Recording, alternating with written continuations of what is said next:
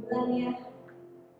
Betapa rindunya hati kita untuk ada di rumah Tuhan. Amin. Dan kalau sampai hari ini kita ada di rumah Tuhan, itu semua adalah berkat dan kemurahan dari Tuhan. Mari saudara, saya undang kita semua untuk mengangkat kepala sejenak. Kita ambil waktu kita sejenak untuk dapat berterima kasih kepada Tuhan. Hampiri hadirat Tuhan, bawa hatimu, katakan kepadanya terima kasih Tuhan untuk pagi ini. Kami mengucap syukur untuk satu kali kesempatan lagi kami boleh ada di rumah kita. Kami menyadari kami lemah, kami menyadari kami kecil Tuhan. Oleh karena itu kami patut untuk memuji, membesarkan Tuhan yang besar. Bapak, pada pagi hari ini kami ada di rumah Bapak. Sungguh Tuhan, hati kami melimpah dengan ucapan syukur Bapak. Cuma bisa bilang terima kasih Tuhan. Terima kasih Tuhan. Pagi hari ini Tuhan, tidak lain kami ingin menyenangkan hati Bapak, membawa apa yang kami miliki Tuhan ke hadapan-Mu, menjadi dupa yang harum di hadapan-Mu Bapak. Kami bawa hati kami Tuhan, bawa hati kami. Kami memuji Engkau, kami mau menyenangkan hati-Mu Bapak. Terima kasih Tuhan, kami undang Engkau untuk hadir di tempat ini Bapak. Beracara, Roh-Mu yang bekerja, yang menguasai tempat ini, menguasai hati kami, menguasai seluruh pikiran kami Tuhan. 1 jam ini kami ingin fokus hanya kepada-Mu dan hanya Engkau saja yang dipuji. Terima kasih Bapak, terima kasih Yesus. Mari kita nyanyikan lagu ini.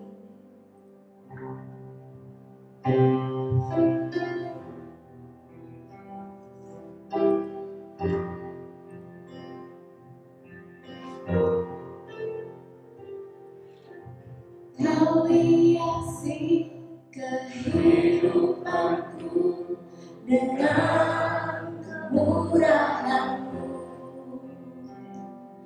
Kau rancangkan masa depanku penuh dengan harapan. Aku ada saat ini, semuanya karena kasih-Mu. Aku hidup hari ini, semua berkat kemurahan-Mu. Terima kasih Yesus, Engkau sangat baik, teramat baik bagiku.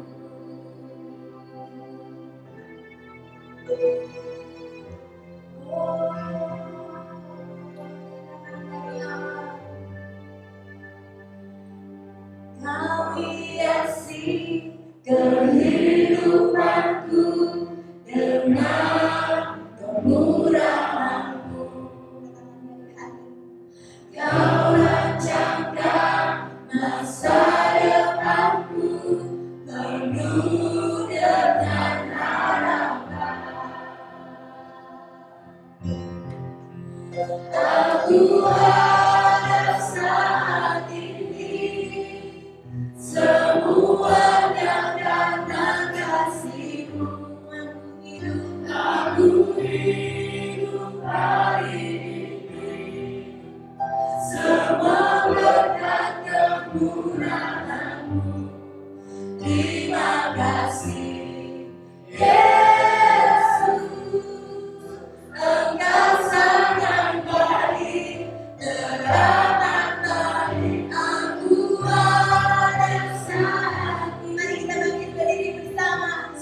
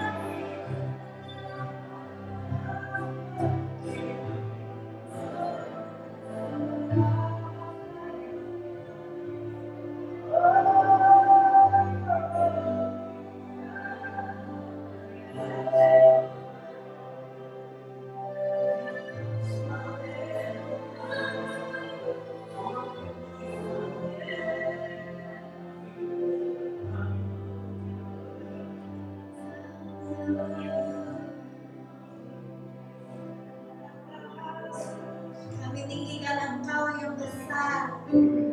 Kami tinggikan Engkau Tuhan, Raja di atas segala raja. Karena Engkau yang mempunyai dunia ini, Engkau yang mengatur kehidupan kami, Engkau yang berkuasa atas segalanya Bapa. Kami mengucap syukur kalau kami boleh ada di rumah-Mu. Kami mengucap syukur kalau kami boleh berada bersama dengan saudara-saudara seiman kami kali ini. Dan kami mengucap syukur Tuhan karena Engkau begitu baik buat kami. Pemeliharaanmu sempurna Tuhan buat kami. Sepanjang 6 bulan terakhir Tuhan, tidak ada pun kami Tuhan yang jatuh Tuhan. Kami mengucap syukur Bapa kepada-Mu. Mengucap syukur Bapa. Terima kasih Bapa, terima kasih Yesus. Pada pagi hari ini kami mau bersorak-sorai bagi nama-Mu. Pada pagi hari ini kami mau meninggikan nama-Mu yang besar. Biar Bapa, Kau boleh melihat di sini Bapa, hati-hati kami yang penuh dengan ucapan syukur. Semuanya tertuju kepada-Mu, semuanya itu untuk Engkau Tuhan. It's all about you Lord. Terima kasih Bapa. Terima kasih Bapa. Kami mau memulaikan ibadah ini hanya di dalam nama Tuhan Yesus Kristus. Yang percaya katakan amin. Shalom. Kasih persaudaraan. Kurang semangat. Shalom. Dalam kita teriak kayak gini. Kita mau nggak boleh salaman, nggak boleh kita bilang halo. Hai, terima kasih. Hai. Puji Tuhan, kita mau menyanyikan lagu ini. Datanglah.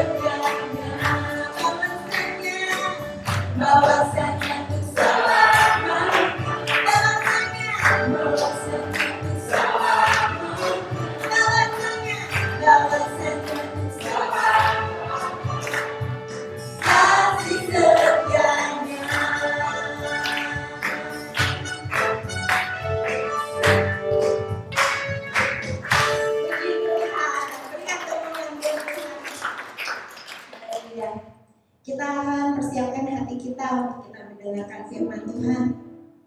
Kita menyanyikan lagu ini bersama. Mungkin ada dari saudara yang belum pernah dengar, tapi kita mau belajar bersama-sama ya. Lagu ini menguatkan kita, menguatkan saya secara pribadi.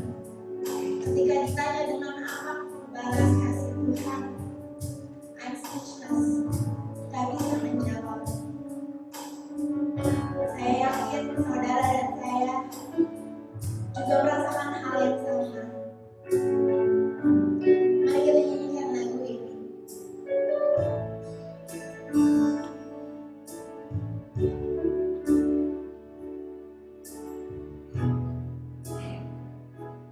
Tuhan yang selamatkanku, terima kasih Yesus. Kau Tuhan yang pulihkanku, terima kasih.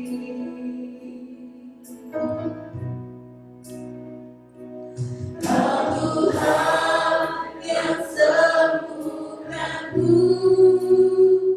terima kasih Yesus. Kau Tuhan memberkatiku, terima kasih.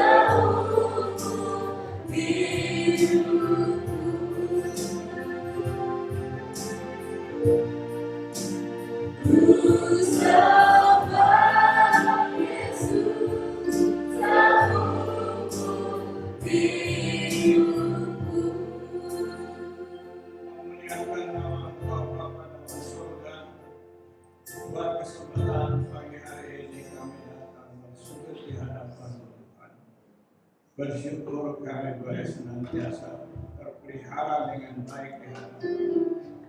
Biarlah kiranya ibadah kami pagi hari ini Engkau kuduskan, Engkau berkati. Bahkan apabila kami boleh dapatkan firman, mari kerjakan di dalam hidup kami, Bapa, supaya kami boleh menjadi umat yang diberkati, umat yang senantiasa disayang dan mendapatkan kasih rahmat. Izinkan kami boleh menerima firman-Mu yang memberikan kuasa hidup. Bahkan kami boleh dapatkan perjanjian di dalam tubuh dan darah Tuhan. Terima kasih Bapa. Siapkanlah setiap hati anak-anak-Mu, umat-Mu untuk menerima sebagai wadah yang kudus dari firman. Dan kami terimakan berkat-Mu di dalam nama Tuhan Yesus Kristus. Haleluya. Amin. Tuhan, saudara, sebelum kita membuka Alkitab, ada anak Sabila yang mau menyanyi, segera dipersiapkan. Oke. Anak Sabila.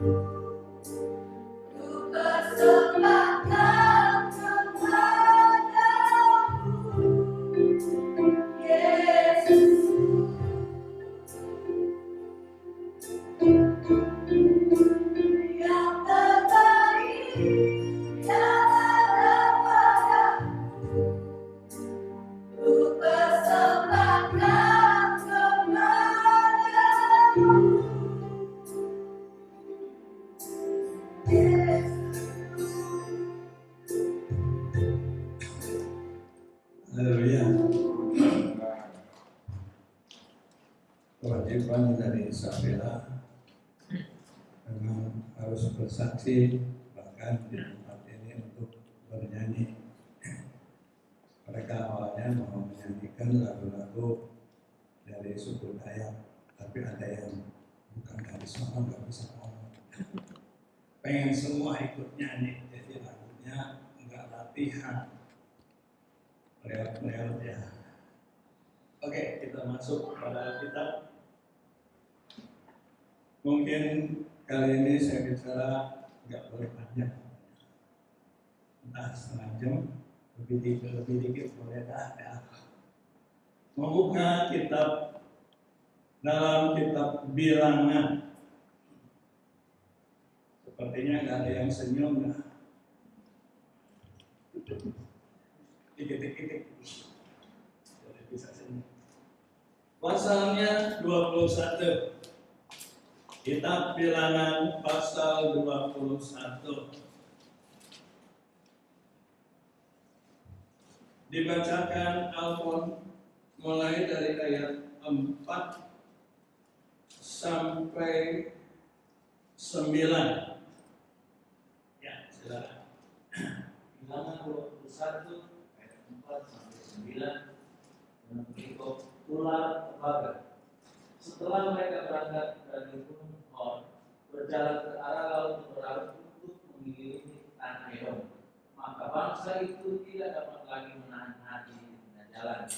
Lalu mereka berkata-kata melawan Allah dan Musa, "Mengapa kamu memimpin kami keluar dari Mesir, supaya kami mati di padang gurun ini? Sebab di sini tidak ada roti dan tidak ada air, dan akan makanan hambar ini kami telah muak." Lalu Tuhan menyuruh ular-ular terbang ke antara bangsa itu yang memagut mereka, sehingga banyak dari orang Israel yang mati. Kemudian datanglah bangsa itu mendapatkan Musa dan berkata, "Kami telah berdosa, sebab kami berkata-kata melawan Tuhan, dan engkau berdoalah kepada Tuhan, supaya dijauhkannya ular-ular ini daripada kami." Lalu Musa berdoa untuk bangsa itu. Maka berfirmanlah Tuhan kepada Musa, "Buatlah ular terung dan taruhlah itu pada sebuah tiang. Maka setiap orang yang terpagut, jika ia melihatnya, akan tetap hidup." Lalu Musa membuat ular pembakar dan menaruhnya pada sebuah tiang. Maka jika seseorang dipagut ular dan ia memanah kepada ular pembakar itu, tetaplah ia hidup. Ya, katakan haleluya. Haleluya, buat kesempatan kita ibadah. Ayo dong, sukacita. Saya pengen semuanya bisa senyum, karena hari ini ada perjanjian Tuhan memberikan tubuh dan darahnya mengatasi segala kesulitan. Jadi biar kita senyum, apalagi kalau mendengar firman Tuhan sebentar yang kita boleh dapatkan, malah susah untuk senyumnya. Ya susah. Jadi sekarang sebelum dengar Alkitabnya, senyum dulu dong. Terima kasih Tuhan. Amin. Iya. Lihat senyumnya. Senyumnya nggak kelihatan sih. Perjalanan yang kita sudah baca adalah hari-hari terakhir dari 40 tahun perjalanan bangsa Israel mengelilingi padang pasir. Suatu perjalanan yang sangat melelahkan, yang tentu saja mengundang rasa penasaran, rasa kesal, rasa yang mungkin tidak akan membuat orang bersenyum. Perjalanan yang baik. Dan digambarkan juga pemimpin mereka yang senantiasa dekat mendoakannya juga sudah mati, yaitu Harun. Di dalam pasal 20 bagian terakhir ada perikop yang lebih gampang dilihat. Harun mati. Dia adalah gembala yang senantiasa selalu mendoakan damai sejahtera umat. Ini pun sudah tidak ada. Nah, dalam perjalanan yang sebentar lagi memasuki tanah Kanaan, harusnya mengundang senyum, mengundangkan sukacita. Kalau mereka mengerti. Masalahnya Kristen sekarang pun banyak orang Kristen yang tidak mengerti kenapa saya jadi Kristen. Ini sulit. Ketemu corona pun nggak ngerti Kristennya seperti apa. Ini perjalanan hidup sebentar lagi sudah masuk ke tanah perjanjian. Itu berkat yang dikejar 40 tahun.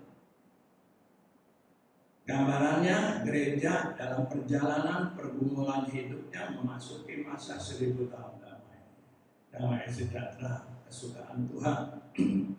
Kalau gereja mengerti ibadahnya itu untuk apa? Untuk memelihara iman yang sukacita. Kalau ketakutan terus tidak ada damai sejahtera. Dan terjadilah satu peristiwa yang kita coba tarik pelajaran pada pagi ini. Adanya virus dari ular kobra. Saya ulang. Setelah mereka berangkat dari Gunung Hor, berjalan ke arah Laut Tiberias, perhatikan, untuk mengelilingi tanah Edom.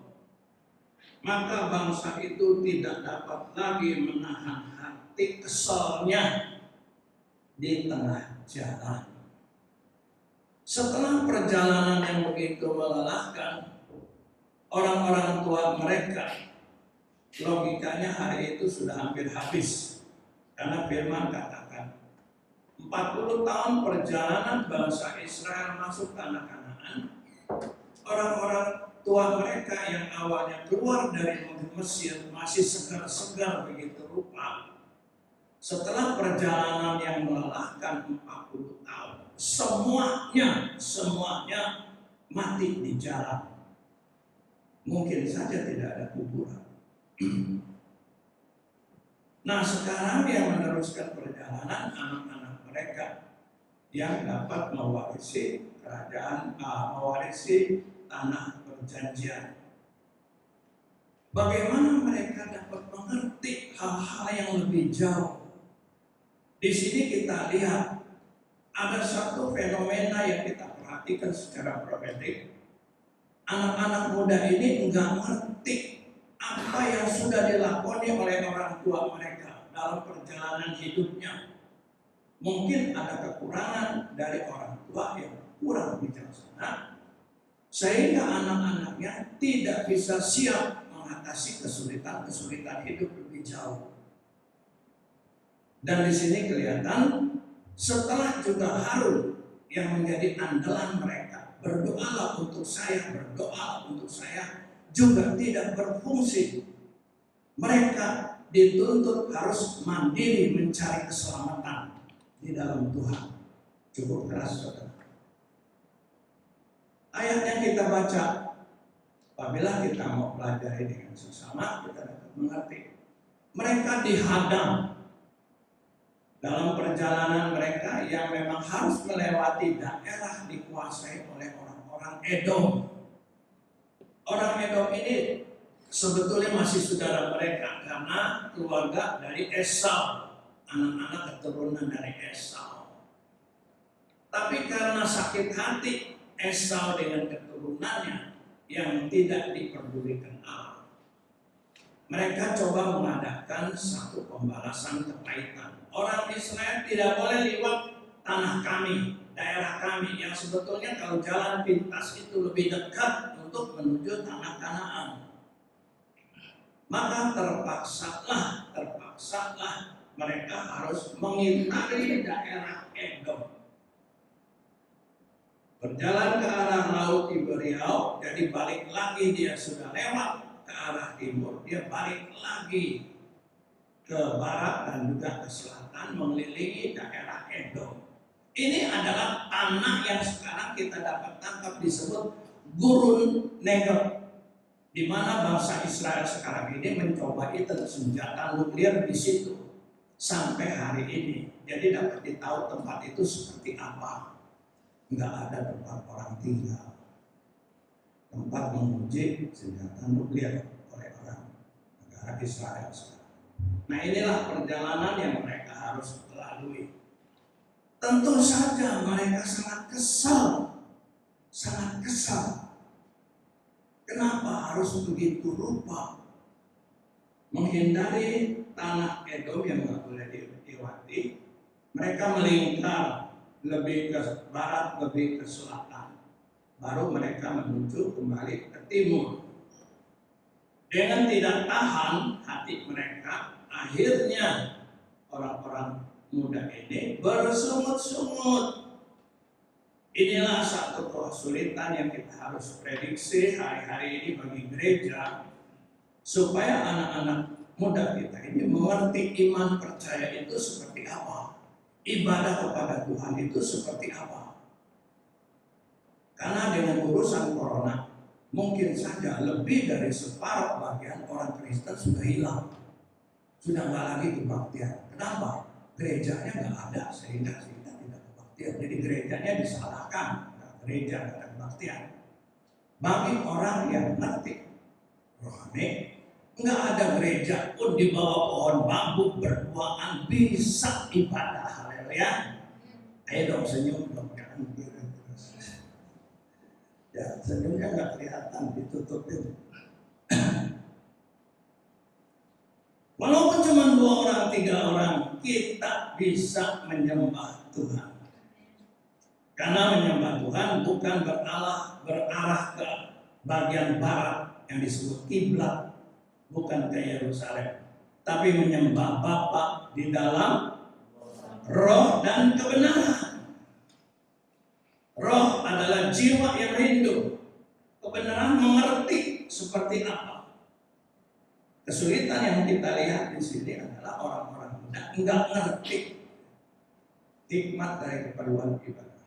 Oke, kita terus ya, bukan saya yang ngomel ya. Mereka tidak tahan lagi hatinya di tengah jalan, lalu mereka melawan Tuhan dan Musa bersungut-sungut ya. Ayat 5.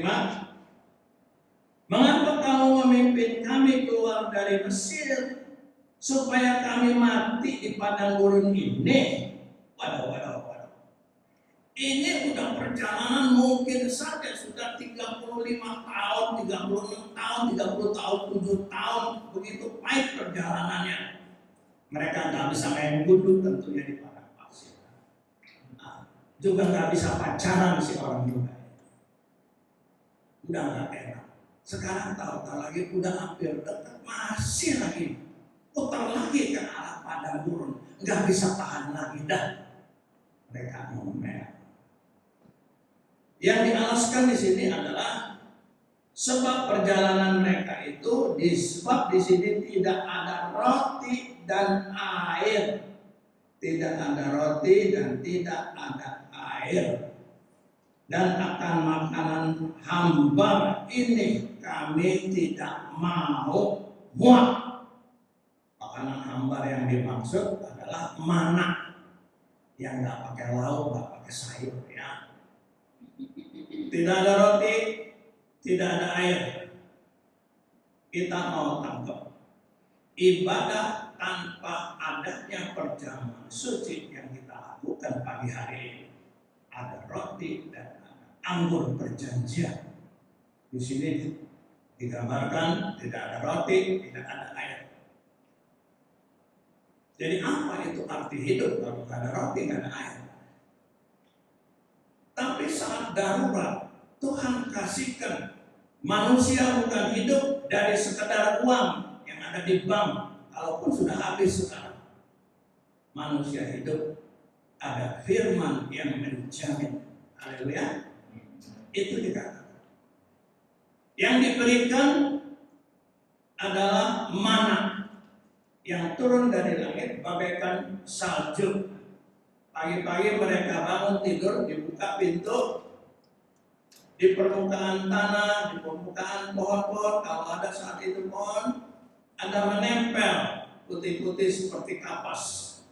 Itu dimakan, ganti daripada roti. Itu yang dilakukan oleh Israel dalam perjalanan. Mana ini kita ngerti sekarang adalah roti hidup yang datang dari Tuhan, menggantikan segala akal pikiran manusia. Tuhan menjamin. Oke, diaplikasi lebih jauh. Kemudian 6.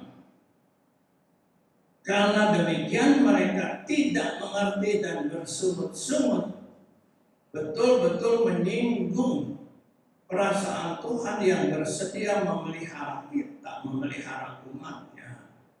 Maka harus diajar mengerti mereka.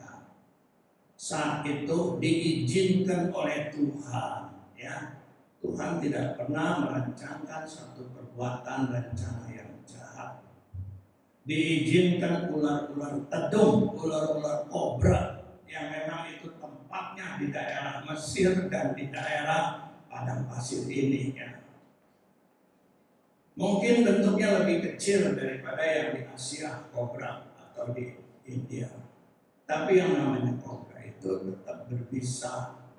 Waktu itu belum ada vaksin apapun tentang vaksin digigit ular. Ya, belum ada seperti sekarang corona, belum ada vaksin. Sama. Jadi dipatok ular mati. Itu virusnya. Enggak ada lagi cara yang lain. Mereka mau mencari pertolongan sama siapa? Mau minta doa sama siapa? pendoanya Harun pun sudah tidak ada. Harus tanggung jawab sendiri rohaninya kepada Tuhan. Apabila dia tidak mengindahkan Tuhan sebagai pribadi yang berjanji Immanuel, ya berarti silakan kamu tanggung jawab hidupmu dengan akal pikiranmu sendiri. Nah, barulah setelah sekian ribu orang mati, ribuan orang mati, baru ada yang sadar. Kenapa harus cari vaksin yang tidak ada? Yang lebih mengerti, Tuhan sudah bilang dalam Alkitab. Kenapa tidak mau berlindung di bawah nama Yesus? Di bawah nama yang senantiasa menyayangi anak-anaknya. Hanya persyaratannya, inilah yang kekurangan bagi orang-orang muda. Mereka orang-orang muda yang saat itu ada, yang belum dapat mengerti sekarang diajar oleh Tuhan. Untuk mendapatkan keselamatan yang harus diwakilkan atau ditanggungjawabkan sendiri adalah dengan cara menghampiri Tuhan. Datang dengan kakimu, entah dengan lututmu merayap. Datang ke bawah kaki Tuhan, berdoa, minta ampun dan minta pertolongan Tuhan. Waktu itu mereka masih belum mengerti.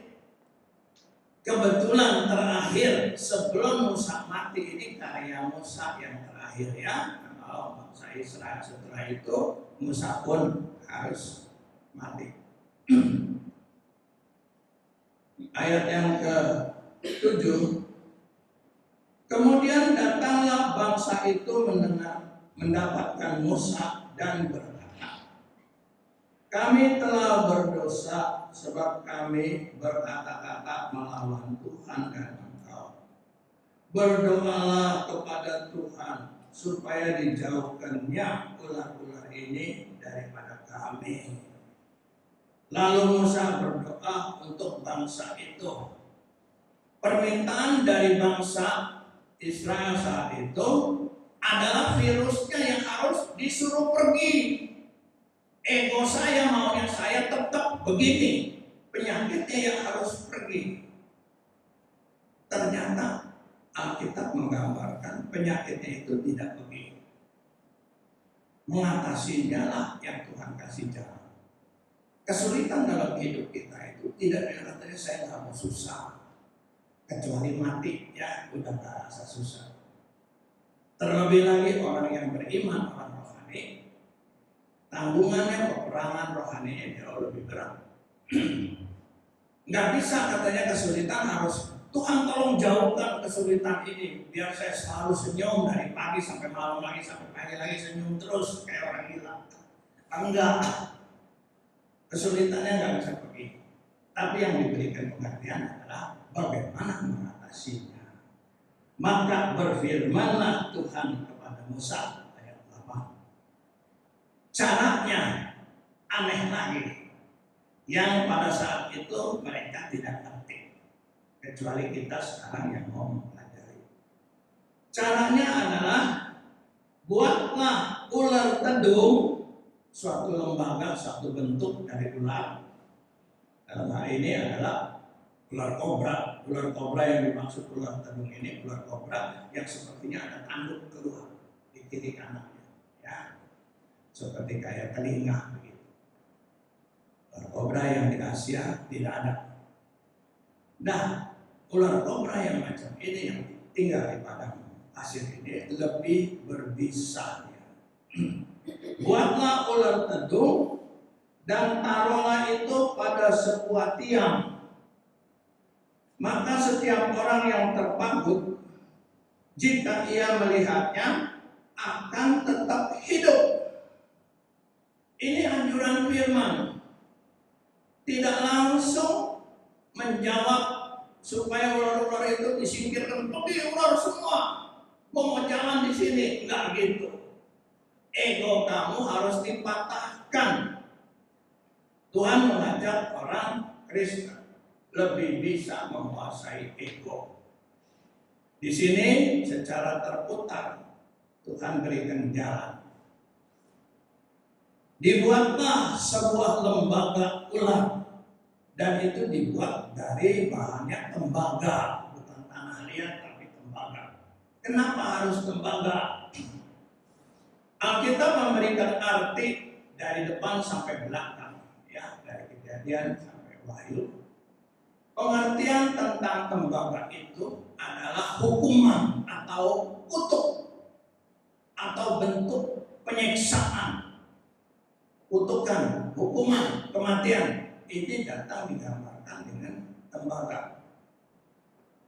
Kita lihat ada dua prediksi saat itu pengertian yang didapati oleh orang Israel.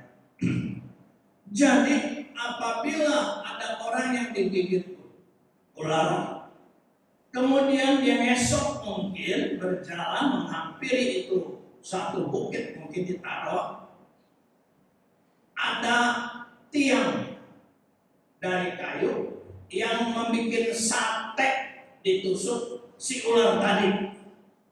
Ularnya dibikin dari bahan tembaga. Jadi seakan-akan ular tadi di sate ditusuk ada tercantik di atas gunung. Bagi mereka yang tergigit ular, ayo datang sampai di bawah kaki itu salib, dan dia mengakui, ampuni saya Tuhan, saya percaya bahwa apabila janji-Mu, firman-Mu katakan, kami sudah lihat ini lembaga ular, kami akan sembuh. Di sini yang tertuntut adalah mereka harus datang berdoa. Anak Tuhan yang tidak berdoa jangan sebut Kristen. Karena Kristen itu logikanya adalah orang yang sudah berdoa kepada Tuhan karena dia anak Tuhan. Hati-hati ya. Kristen yang tidak berdoa jangan sebut saya anak Tuhan yang diberkati. Tidak bisa. Ukurannya demikian. Harus datang esok yang esok, merangkak yang merangkak dalam kesakitan. Apabila kamu lihat itu lembaga ular telung berobrak, kamu dapat sembuh. Saya nyimbang sedikit. Yang hari-hari kemudian orang jadikan itu berhala. Saya nggak punya duit, Tuhan, saya datang ke lembaga ular telung. Singkirkan segala kemelaratan saya supaya saya dapat duit, saya dapat berkat. Dijadikan berhala.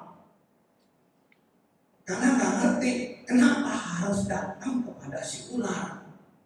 Ular gambaran dari setan, dari dosa. Kenapa harus datang menyembah dia? Bukan. Arti yang sekarang kita dapat ngerti dalam perjanjian baru gereja ini. Ada Yesus yang tersalib di kayu salib di atas gunung. Barang siapa yang datang melihat pribadi Yesus yang tersalib di sana, dia akan selamat. Loh, apa maksudnya lebih jauh dengan kaitannya ular tembaga? Karena ular tembaga saat itu peristiwa Musa, belum ada peristiwa Yesus yang di kayu salib. Dengan pengertian yang lebih jauh, memang susah saat itu diberikan pengertiannya. Dunianya belum sampai waktu. Melihat bahwa si dosa, sakit, penyakit, virusnya sekalipun akan dibawa oleh Tuhan ke atas gunung untuk dibinasakan, ditusuk, dibinasakan, disate, ditaruh di atas bukit. Ular-ularnya ini tembaga yang dikutuk. Karena pada saat Yesus mati, bukan kita menyembah Yesus yang mati, menyembah Yesus yang ada dosanya begitu banyak sekali. Yesus tidak berdosa, bagaimana dia berdosa? Karena dosa begitu banyak, orang sekarang sudah nempel semua kepada pribadi Yesus. Dan inilah bagaikan kutuk dosa. Yesus dijadikan kutuk dosa yang harus disalib, dimusnahkan melalui kayu salib. Jadi pengertiannya adalah kuasa maut, kuasa virus itu dikalahkan, dibinasakan melalui suatu kehendak perjanjian Tuhan. Apabila kita melihat itu kayu salib atau melihat itu lembaga ular teduh, kita dapat mengerti bahwa salah saya, kekurangan saya, dosa saya sudah disingkirkan, sudah diambil, diisap oleh pengorbanan pribadi Yesus yang tidak bersalah, yang tadinya begitu elok, begitu tampan. Pada saat Yesus disalib, mukanya begitu buruknya, tidak pernah terlukiskan. Karena seluruh dosa manusia ditarik, dihisap semua sakit penyakit pada pribadinya, dan itu disalib, dibunuh. Jadi bukan pribadi Yesus yang belas kasih, bukan ya. Yang disalibnya itu adalah Yesus yang menanggung dosa-dosa manusia. Jadi bukan berarti itu dijadikan berhala supaya kita menyembah kepada patung alat ular teduh supaya dapat selamat. Bukan. Pengertiannya yang di belakang itu, bahwa setan virus sekalipun tunduk di bawah darah Tuhan Yesus Kristus. Amin. Ya, kita dapat mengerti apabila kita terima Yesus pada pagi hari ini, Dia memberikan darah dan memberikan tubuhnya, adalah suatu perjanjian baru supaya kita dapat hidup. Kenapa? Sebab hidup lama kita sudah diambil oleh pribadi Yesus yang terpanggang di kayu salib di sana. Ini adalah kutub, tapi bukan pribadi Yesus yang kita sayang. Ini adalah pribadi Yesus yang mengambil dosa kita. Dia harus, upah dosa adalah maut. Jadi inilah yang Yesus kerjakan. Segala dosa manusia ditarik pada pribadinya, dihapuskan. Ada bagian cerita ayat tentang ada domba yang satu dilepas, ada satu dihidupkan. Waktunya nggak cukup ya, kita lewati. Jadi setelah orang melihat pribadi ular teduh seperti itu, waktu itu dianggap asalkan kamu mengikuti tata cara firman, kamu oke. Tapi kita adalah orang-orang yang terpelajar, orang-orang yang mengerti, orang-orang yang terkemudian, bahkan ada Roh Kudus memberikan terang rohani pada diri kita. Harus dapat mengerti posisi kita. Dapat selamat. Ayat 9 tadi, lalu Musa membuat ular tembaga dan menaruhnya pada sebuah tiang. Maka jika seorang terpaku ular dan ia memandang kepada ular tembaga itu, tetaplah ia hidup. Itu perjanjian. Sekarang kita lihat anjuran bagi gereja ada di dalam 1 Petrus pasal 5. Saya sampai jauh berapa ya? Lupa. 3. Baru yang separuh. 1 Petrus pasal 5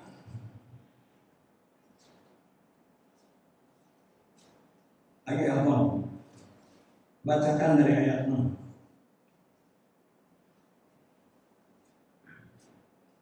1 Petrus pasal 5. Karena itu rendahkanlah dirimu di bawah tangan Tuhan yang kuat, supaya kamu ditinggikannya pada waktunya. Serahkanlah segala kekhawatiranmu kepadanya, sebab Ia yang memelihara kamu. Sadarlah dan berjaga-jagalah, lawan fungsi iblis berjalan keliling sama seperti singa yang mengaum-ngaum dan mencari orang yang dapat ditelannya. Lawanlah dia dengan iman yang teguh, sebab kamu tahu bahwa semua saudara di seluruh dunia menanggung penderitaan yang sama. Dan Allah sumber segala kasih karunia yang telah memanggil kamu dalam Kristus pada pembeliannya yang kekal akan melengkapi, meneguhkan, menguatkan, dan mengokohkan kamu.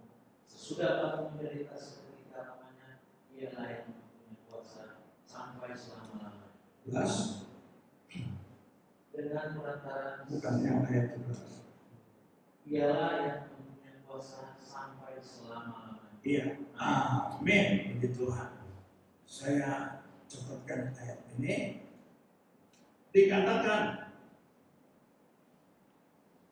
Petrus, apakah engkau mencintai aku? Ya, aku mencintai Tuhan. Sepertinya Tuhan katakan, Petrus, apakah engkau mengasihi aku? Sampai Petrus nangis dengan sungguh-sungguh hati mengerti apa yang dimaksud oleh Tuhan. Aku mengasihi engkau, Tuhan. Oh, kalau begitu Petrus, peliharakanlah domba-dombaku. Domba-domba yang dimaksud bisa orang-orang lain, tapi yang lebih banyak, aku adalah dombanya Tuhan. Peliharakanlah dombanya Allah, diriku sendiri. Petrus. Maka kemudian apa yang dikerjakan Petrus sebagai amanat agung ini, dia memberikan nasihat pengertian kepada gereja. 2000 tahun Petrus memberitakan Injil, memelihara domba-dombanya Tuhan. Dan ayat ini sebagai ayat yang paling manis dari seluruh tulisan Petrus. Dikatakan di dalam, karena itu rendahkanlah dirimu di bawah tangan Tuhan yang kuat, supaya kamu ditinggikannya pada waktunya. Apabila kita merasa terpuruk, terasa tergeletak, terasa jatuh, terasa lemah, Tuhan bersedia mengangkat kita kembali. Asal kita menaruh dirinya di bawah tangan Tuhan yang kuat. Bagaimana? Serahkanlah segala kekhawatiranmu kepadanya, sebab Dia yang memelihara kamu. Serahkan itu adalah, saya punya kacamata, saya serahkan sama Allah. Apa saya punya kacamata lagi? Tidak. Begitu juga apabila kekhawatiran, kebodohan, kekurangan kita, kepapaan kita sudah serahkan kepada tangan Tuhan yang kuat. Maka dalam diri kita tidak ada kekhawatiran, tidak ada ketakutan yang terlalu begitu rupa. Walaupun akan datang lagi urusan-urusan yang lebih lanjut. Serahkanlah segala kekhawatiranmu kepadanya, Dia memelihara kamu. 8. Pengertiannya ya, sadarlah. Jadi ini adalah pribadi, bukan oleh didoakan, bukan pribadi sendiri yang menanggung. Sadarlah dan berjaga-jagalah. Oke, pakai masker dan semacamnya kita usaha untuk menjaga tentang kesehatan. Tapi itu bukan segala-galanya ya, itu supaya bersih. Yang bisa menjaga kita dari udara yang beracun itu adalah darah Tuhan Yesus. Dan pagi ini diberikan perjanjian itu di depan kita. Hargai itu dengan sangat. Sadarlah dan berjaga-jagalah. Lawanlah si iblis. Si iblis ini berjalan keliling, digambarkan seperti singa. Ya, si iblis ini nggak kelihatan tapi digambarkan seperti singa. Yang suaranya mengaum-ngaum. Corona, corona, corona, ayo ngumpet di bawah ranjang. Gitu ya, ini bermaung-maung, aum, ya. Mencari orang yang dapat ditelannya. Ini adalah corona. Kalau orang itu tidak ngerti caranya, mau dia ditelan. Lawanlah dia dengan iman yang teguh. Saya tidak tanyakan, sebab kamu tahu bahwa semua saudaramu di seluruh dunia menanggung penderitaan yang sama. Bagaimana singa itu bisa jalan keliling dunia? Sekarang terbukti ternyata itu adalah virus corona. Dan ini adalah yang persentase kecil dari virus. Akan terjadi lagi satu virus atau apapun itu namanya yang akan disertai oleh kelaparan pendeta. Kenapa sampai begitu sih Tuhan? Karena masih banyak lagi orang-orang bodoh yang tidak mau diajar Tuhan. Melalui kesulitan kecil, nggak ngerti. Tuhan kejar lagi dengan kesulitan yang besar, nggak ngerti. Ada lagi perkara yang lebih berat. Supaya manusia dapat menyerahkan diri. Bahwa saya kecil, bahwa Engkau Tuhan segala-galanya. Jangan dilawan hal ini. Rohani kita penuh dengan pengasihan Tuhan. Lawanlah ya di sini. Dan kemudian ayat yang terakhir.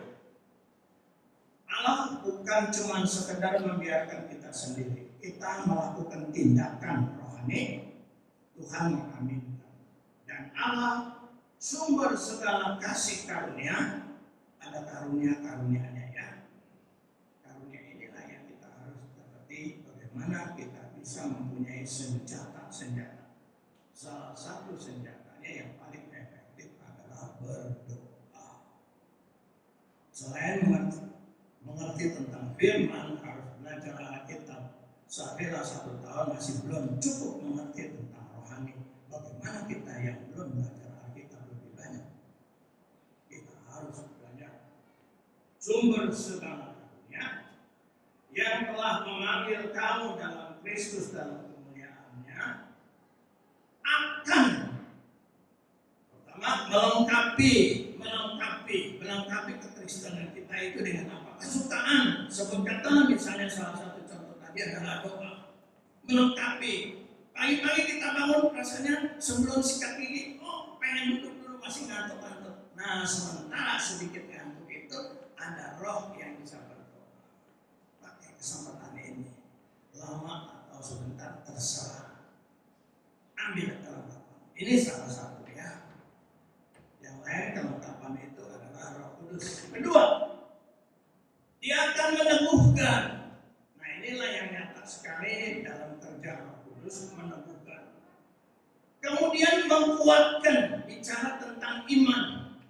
Iman tidak dilatih melalui perkara-perkara tidak kelihatan kekuatannya. Saya sakit, tapi saya pengen ke gereja. Mana bisa, mendingan tidur aja di rumah. Maka sakit akan bertambah lagi sakit. Yaitu yang saudara harapkan kalau mau tidur. Yang dikatakan menguatkan, saya sakit. Saya mau datang ibadah dan saya percaya segala virus yang ada pada diri saya sudah diambil oleh Tuhan. Dikuatkan. Haleluya. Kita dikuatkan. Allah aminkan iman seperti ini. Dan kemudian Dia akan mengokohkannya. Amin, kata Tuhan. Kenapa? Karena Dialah yang punya kuasa sampai selama. Semua katakan amin. Mari kita berdiri. Saya serahkan selanjutnya. Saya pengen nyanyikan itu pujian. Lihat gimana salib di atas bukit itu. Bagaimana? Ada salib itu. Oke. Mari ke depan.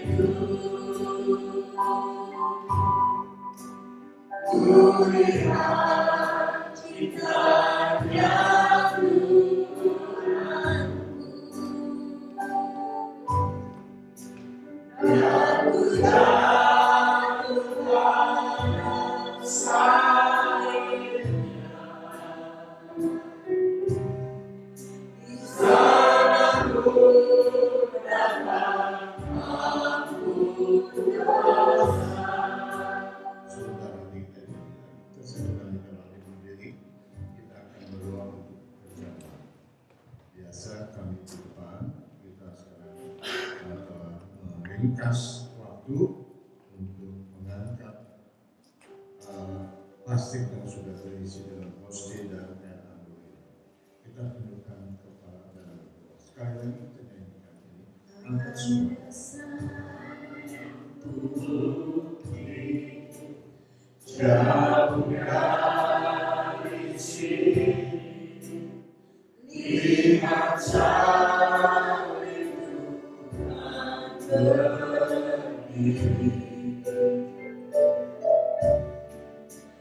potong kayu kasar, tanda dosa besar, di sana Tuhan bukan lagi.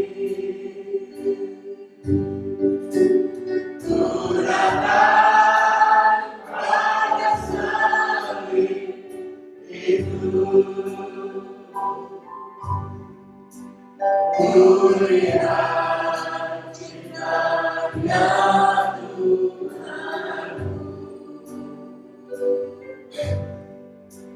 biar ku jatuh pada salibnya, di sana ku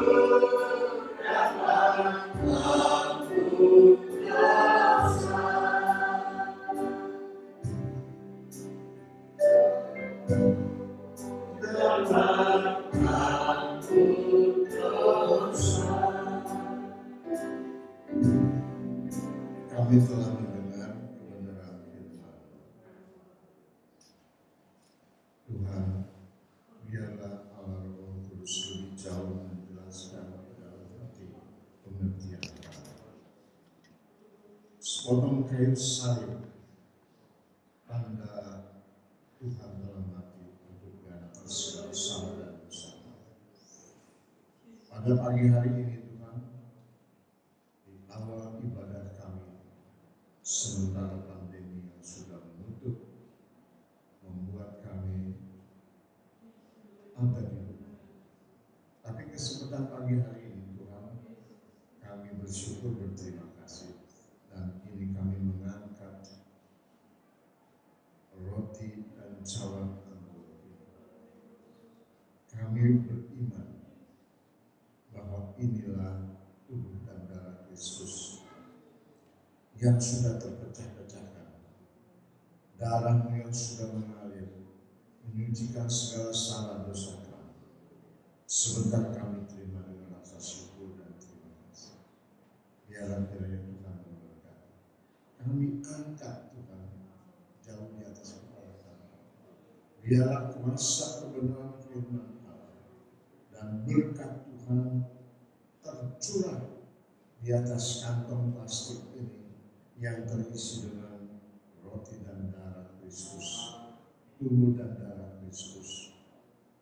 Biarlah metrai di dalam kuasa nama Tuhan Yesus Kristus tercurah di dalam, sehingga apapun segala penderitaan, apapun penghalang, apapun badai gelombang yang terjadi saat bangsa Israel tergigit dengan ular tembaga, saat mereka beriman dengan ular tembaga yang diangkat oleh Musa, itu adalah berbicara dengan salib Kristus yang sudah terpampang di atas curug juta. mengangkut segala salah dan dosa kami terima kami dalam nama Tuhan Yesus Kristus. Terima kasih, sucikan dan kuduskan kami semua Tuhan. Ampuni segala salah dan dosa kami, dan bawa kami, bangkitkan iman kami Tuhan, bahwa apa yang kami lakukan sesuai dengan firman Allah. Dan iman kami berkata, inilah jalan pengampunan, inilah jalan kekuatan, inilah jalan Tuhan memberkati kami menghadapi segala masalah di sekitar kehidupan kami di hari-hari belakangan ini. Terima kasih, terima kasih. Kami lakukan di dalam nama Tuhan Yesus Kristus, dan berkat Tuhan ada di atas. Dalam nama Tuhan Yesus kami terima kasih. Mari saudara kita buka kantong plastik itu, kita angkat roti ini. Sementara sidang jemaat yang tidak hadir, imani saudara, saudara dapat lakukan ini dengan mengambil apapun yang ada di rumah saudara, roti atau biskuit atau apapun. Iman saudara mengatakan, inilah tubuh Kristus yang sudah dipecah-pecahkan. Begitu juga apabila sebentar saudara, Bapak Ibu yang tidak ada bersama dengan kami, berhalangan dengan segala rintangan-rintangan, ambil air yang berwarna, angkat itu cawan, dan imani bahwa itu adalah perlambangan daripada darah Yesus yang sudah menyucikan salah dosa kita semua. Terima kasih Tuhan Yesus. Kami angkat roti ini, lambang daripada tubuh Kristus yang sudah dipecah-pecahkan untuk segala salah, untuk segala penyakit, untuk segala kelemahan tubuh kami. Kami percaya Engkau telah mengangkat kami. Musa membawa hukum Taurat, tetapi kasih karunia dan kebenaran datang oleh Yesus Kristus Tuhan dan Juru Selamat kami, yang pagi dan siang hari ini kami puji dan sembah. Itu sebabnya kami beriman dan kami terima, kami sambut di dalam nama Tuhan Yesus Kristus. Di dalam berkat nama Tuhan Yesus. Sebentar saudara, kita bacakan kebenaran firman Allah. Sebab apa yang telah kuteruskan kepadamu telah kuterima dari Tuhan, yaitu bahwa Tuhan Yesus pada malam waktu ia diserahkan mengambil roti, dan sesudah itu ia mengucap syukur atasnya, ia memecah-mecahkannya dan berkata, inilah tubuhku yang diserahkan bagi kamu, perbuatlah ini menjadi peringatan akan aku. Saudara yang kasih oleh Tuhan, bukankah roti yang kita pecah-pecahkan adalah persekutuan dengan tubuh Kristus? Amin. Kita makan bersama dalam nama Tuhan Yesus.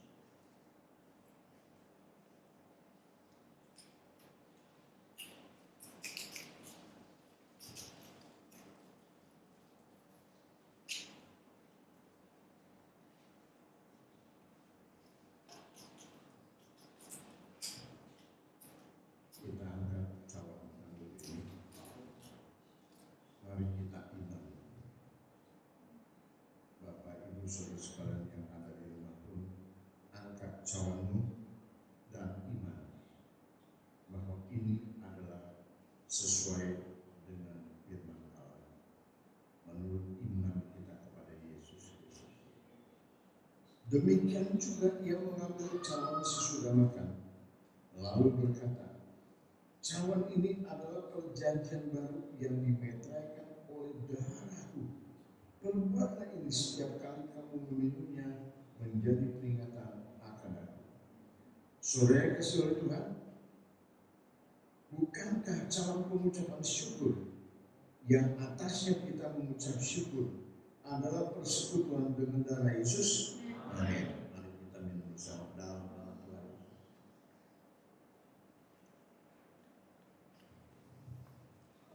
Terima kasih.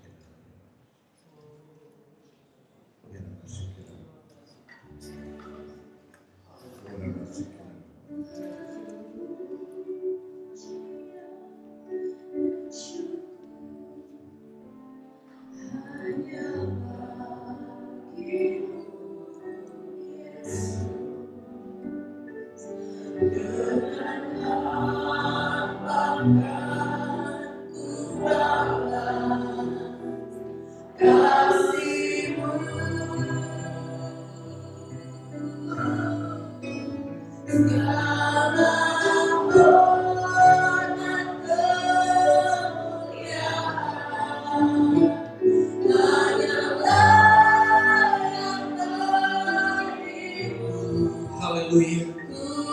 Mari kita katakan kebaikan Tuhan sampai hari ini. Engkau sungguh amat baik kepada kami. Engkau sungguh amat baik bagi kami semua. Kami katakan segala pujian dan syukur hanya bagimu Yesus. Glory, glory, glory, glory. Perkatakan hati kami sebagai ucapan syukur kami atas kebaikan Tuhan.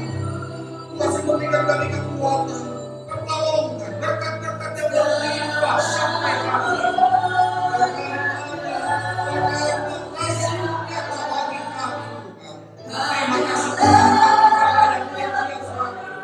Biarlah Tuhan hari ini menjadi awal permulaan kami. Yang kami boleh hari ini tambah semangat lagi menjalani hidup kami di bulan September ini Tuhan. Biarlah kasih Allah selalu berlimpah bagi kami. Terima kasih Tuhan Yesus. Memberkati setiap kami yang hadir pada pagi hari ini. Tidak terkecuali siapapun kami Bapa. Berkat Allah nyata bagi kami. Dan juga buat saudara kami yang tidak hadir pada pagi hari ini Tuhan. Kiranya berkat Allah juga melimpah bagi mereka. Terima kasih Bapa. Terima kasih Yesus Kristus. Berkati setiap pelayan-pelayan yang hari ini sudah melayani. Tidak terkecuali siapapun kami Bapa. Terima kasih. Sebentar kami akan kembali kepada kami masing-masing.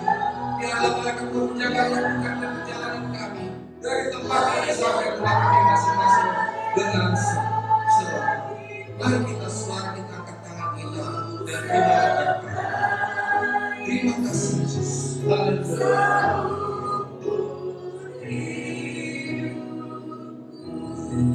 Tuhan memberkati engkau dan melindungi engkau. Tuhan menarik engkau dengan wajahnya dan memberi engkau kasih karunia. Tuhan mengangkat wajahnya kepadamu dan memberi engkau damai sejahtera. Kasih anugerah Allah Bapa, cinta kasih Yesus Kristus, penghiburan dari Allah Roh Kudus tetap menyertai engkau hari ini, besok, sampai selama-lamanya. Kami memuji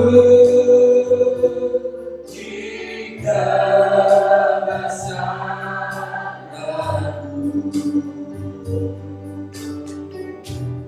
Ajaib Tuhan, ajaib Tuhan, kami memuji kebesaran-Mu.